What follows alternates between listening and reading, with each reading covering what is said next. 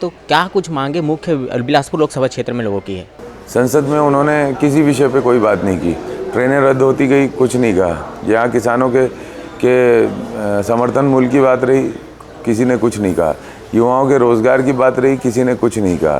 तो ये सब देखते हुए जनता का ये इंटरेस्ट है कि कोई उनकी आवाज़ बने, उनका काम करे। और उम्मीद है जनता को मुख्यतः किसान भाइयों की अलग प्राथमिकताएं हैं, युवाओं की अलग प्राथमिकताएं हैं। हेल्थ सेक्टर एक इम्पॉर्टेंट इशू है यहाँ पे अच्छी स्वास्थ्य सुविधाएं हों, उसके लिए भी काम करने की ज़रूरत है। सर, मुख्य रूप से हमने देखा कि आपका कोरबा लोकसभा क्षेत्र में या जांजगीर लोकसभा क्षेत्र में क्षेत्रीय नेताओं को जगह दिया है जो पहले से विधायक या सांसद रहे हैं। आपको ये बोला जा रहा है कि आप बाहरी हैं, क्या कुछ रणनीति है पार्टी की? तो ये सब पॉलिटिकल सवाल, आप भी कैसी बातें करते हो। देखो, राजनीति है, देश का चुनाव है, सब लोग लड़ते हैं और जनता का बहुत स्नेह मिल रहा है, सहयोग मिल रहा है। ठीक है, ऐसे में तो मैं कहूँगा वो मुंगेली जिला से लड़ रहे हैं, ये बिलासपुर जिला है, ऐसा बहुत सारी बातें चलती रहती हैं। उन्होंने कहा कि जो मेहनत करने वाले नेता हैं जैसे कि देवेंद्र यादव जी, हो सकता है जो मेहनत करने वाले नेता है वो पार्टी बदल दे क्योंकि हाई कमान सुस्त है कांग्रेस पार्टी की। क्या आपको ऐसा लगता है? कैसी बात करते हैं आप? जो डरपोक नेता हैं वो पार्टी बदल देते हैं। आप कल रात शायद आपने बयान दिया था कि निर्वाचन आयोग की तानाशाही। कोई दिक्कत नहीं, कल 5-7 जगह इन्होंने छापे मारे, जनता ने इनको दौड़ा के भगा दिया। क्योंकि जनता के कार्यक्रमों में अब जैसे किसी होटल में शादी ब्याह है, वहाँ जाके आप गेट बंद कर देंगे तो इससे तो आक्रोश आएगा ही ना जनता में भाई। एनटीपीसी सीपत का कुछ गांव, लगभग 20-25 गांव ऐसे हैं जहां पर सालों से एक समस्या है। वहां की राखड़ उड़ के गांव में आती है, कई लोगों को गंभीर बीमारियां हो चुकी हैं, वहां मौत का सिलसिला लगातार जारी है। इस पर आज तक सांसदों ने कोई कार्रवाई नहीं की, ना वहाँ क्षेत्रीय विधायकों ने कार्रवाई की। आप क्या कुछ करने वाले हैं इनके लिए? देखिए, ऐसा है कि इन विषय में ग्रामीण जो वहाँ के लोग हैं उनसे चर्चा की जाएगी और उनकी जो भावना है उसके अनुरूप काम किया जाएगा।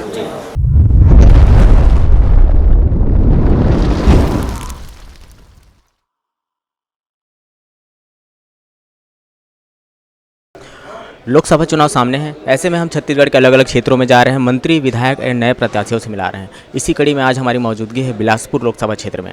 साथियों नमस्कार, मेरा नाम है भास मधुकर, आप देख रहे हैं द न्यूज़ न्यूज़ का खास कार्यक्रम सवाल जवाब का है। आज हमारी मौजूदगी है बिलासपुर लोकसभा क्षेत्र में और यहाँ से कांग्रेस की पार्टी की तरफ से प्रत्याशी हैं देवेंद्र यादव जी। सर, बहुत बहुत स्वागत है हमारे इस खास कार्यक्रम में। सर, एक बड़ी जीत के साथ आपने जगह बनाई, अब यहाँ आप चुनाव लड़ रहे हैं, कितनी चुनौती लगती है? क्योंकि इस जगह पे लगातार बीजेपी के सांसद रहे हैं। भारतीय जनता पार्टी पिछले 35 वर्षों से यहाँ पर चुनाव जीत रही है और वो चुनाव जीतने के कारण उनका अहंकार इतना बढ़ गया है कि उनके सांसद कभी जनता से मिलने जुलने की कोशिश नहीं किए, जनता के विषय को सदन में उठाने की कोशिश नहीं किए। 10 साल की मोदी सरकार में महंगाई, बेरोजगारी जिस तरीके से बढ़ी है, ये सब को देखते हुए जनता ने मन बना लिया है और इस बार कांग्रेस को मौका जनता दे रही है। बिलासपुर हम मजबूती से और बड़ी आसानी से जीत के आएंगे। सर, अपन लोकसभा क्षेत्रों में घूम रहे हैं, आप चुनाव प्रचार में कर रहे हैं, तो क्या कुछ मांगे मुख्य बिलासपुर लोकसभा क्षेत्र में लोगों की है? देखिए, सबसे ज़्यादा तो जनता यहाँ उम्मीद करती है कि उनका जो जनप्रतिनिधि है वो उनके संपर्क में रहे यहाँ तो, और उनकी बातें संसद में उठाए। यहाँ जो जनप्रतिनिधि रहे हैं संसद में, उन्होंने किसी विषय पे कोई बात नहीं की। ट्रेनें रद्द होती गई, कुछ नहीं कहा। यहाँ किसानों के समर्थन मूल्य की बात रही, किसी ने कुछ नहीं कहा। युवाओं के रोज़गार की बात रही, किसी ने कुछ नहीं कहा।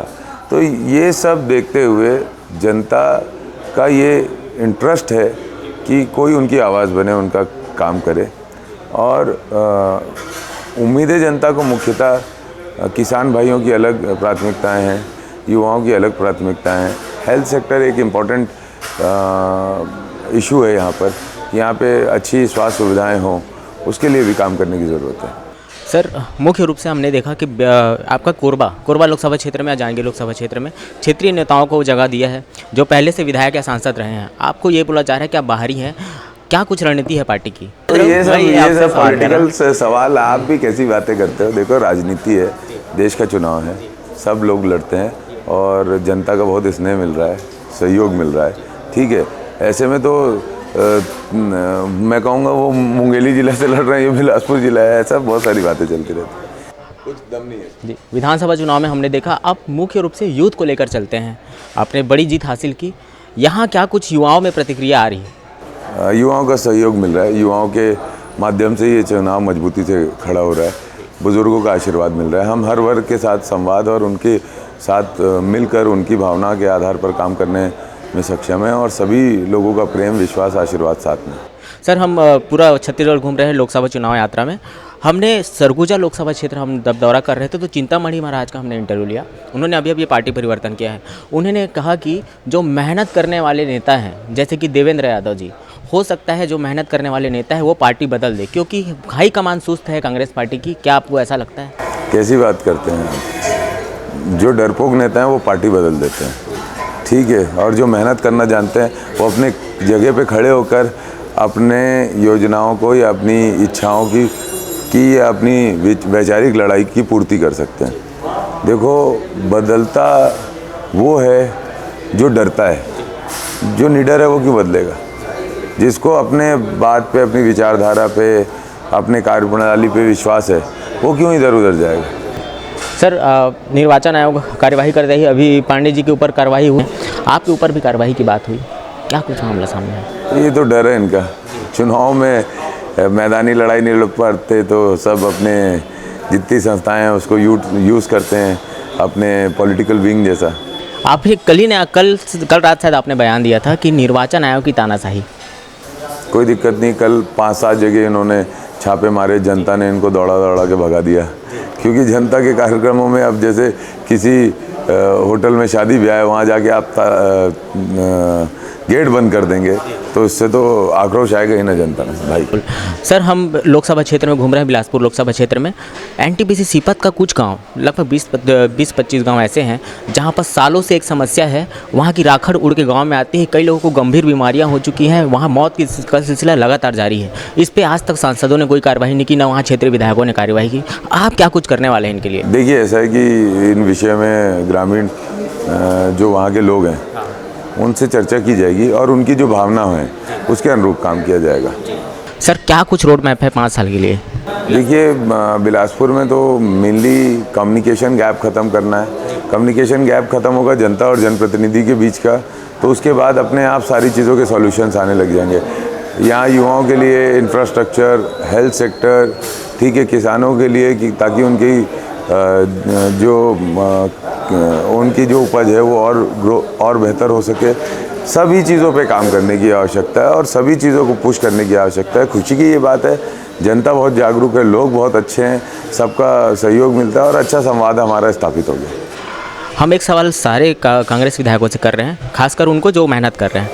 सर कांग्रेस पार्टी के हार का मुख्य कारण क्या है? क्योंकि हमने हाल ही में टी.एस. सिंधु जी का इंटरव्यू लिया इसी कार्यक्रम में, उन्होंने कहा कि पार्टी चुनाव लड़ने के समय एकजुट थी, उसके बाद चुनाव जीत जाने के बाद सभी में अंतर। देखिए, मैं तो बड़ा छोटा कार्यकर्ता हूँ पार्टी का ये सारी बातें कहने के लिए, लेकिन मैं बस इतना कहूँगा कि समय है, समय सब चीज़ें ठीक कर देता है। ये जो 10 साल का हमारा गैप था देश में, इसने कांग्रेस को रिफ़्रेश करके रिवाइव किया है। आने वाले समय की कांग्रेस बहुत मजबूत होगी और दशकों तक देश के अंदर कांग्रेस की विचारधारा के साथ, कांग्रेस पार्टी के साथ जनता चलेगी। अपने लोकसभा क्षेत्र की जनता के लिए कुछ संदेश देना चाहें आप हमारे माध्यम से? TNR न्यूज़ का धन्यवाद करूंगा। युवाओं का ये चैनल है, बहुत मेहनत करते हैं, पहले भी इनसे मैं मिला हूं और जज्बे के साथ अपना काम कर रहे हैं। आपके चैनल के माध्यम से जनता को ये कहूँगा कि लोकसभा चुनाव बहुत महत्वपूर्ण है। ये आने वाले समय में समाज की दिशा, बिलासपुर लोकसभा की दिशा, यहाँ के युवाओं का भविष्य, यहाँ माताओं बहनों की उम्मीद, सब चीज़ों पे आधारित ये चुनाव है।